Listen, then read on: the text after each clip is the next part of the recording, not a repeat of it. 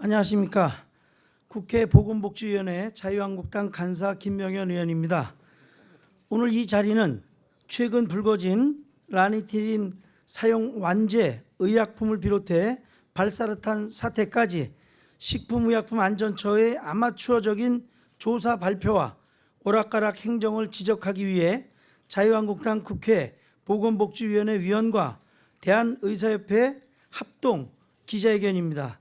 이 자리에는 유재중 의원님과 윤종필 의원님, 그리고 대한의사협회 최대집 회장님, 김대하 의무이사님, 박종혁 대변인께서 참석해 주셨습니다. 기자회견문은 최대집 대한의사협회 회장님이 직접 읽도록 하겠습니다.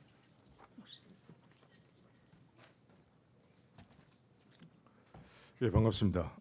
라니티딘 사태 관련 대한의사협회 입장을 발표함에 있어서 김명현 의원님, 또 윤종필 의원님, 유재중 의원님께 우선 감사의 말씀을 드리겠습니다.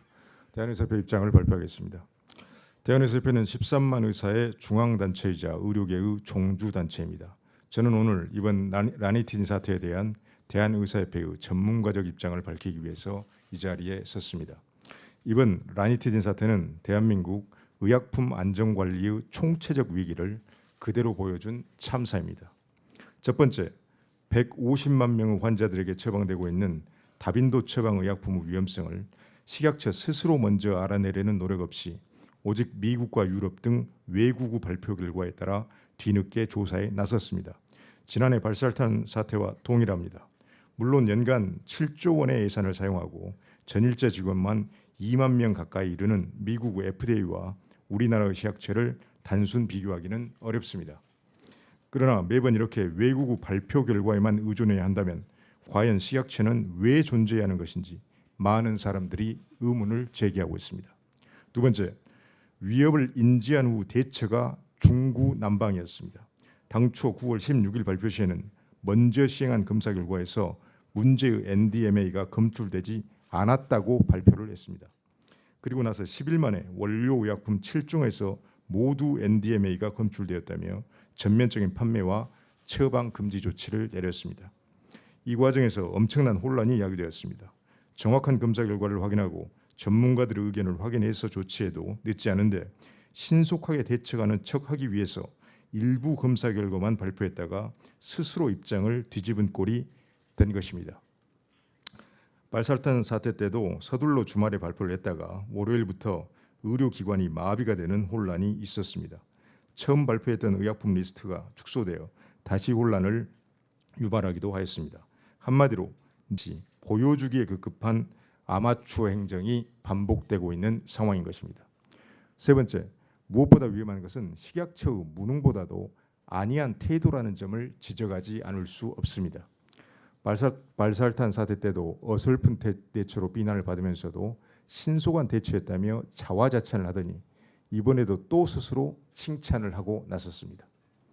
위험을 먼저 찾아낼 정도의 역량이 없다면 최소한 성실하고 빈틈없는 대처라도 해내야 하는데 뒷북을 치면서도 매번 공치사만 하고 있습니다. 발사르탄 사태 때도 수많은 국민과 의료인들에게 혼란을 주었으면서도 제대로 된 대응 매뉴얼을 전혀 마련하지 않았다는 것입니다. 발암물질보다도 더 국민을 분노하게 하는 것이 바로 이런 식약처의 무능하면서 뻔뻔한 태도입니다. 이번 사태로 말미암아 식약처에 대한 국민의 불신은 극에 달하고 있습니다. 식약처가 허가해준 약을 믿고 처방한 의사들의 불신 역시 마찬가지입니다. 치료받기 위해서 온 환자에게 인체에 해를 미칠 수 있는 물질이 함유된 약을 처방하고 싶은 의사는 없을 것입니다. 환자와 함께 의사 역시 이 사태의 피해자입니다.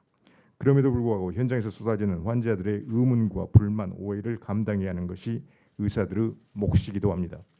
언제까지 식약처의 이 같은 바람 행정의 피해자가 되어야 하는 것인지, 근본적인 혁신은 정말 불가능한 것인지 의료계는 묻고 싶습니다.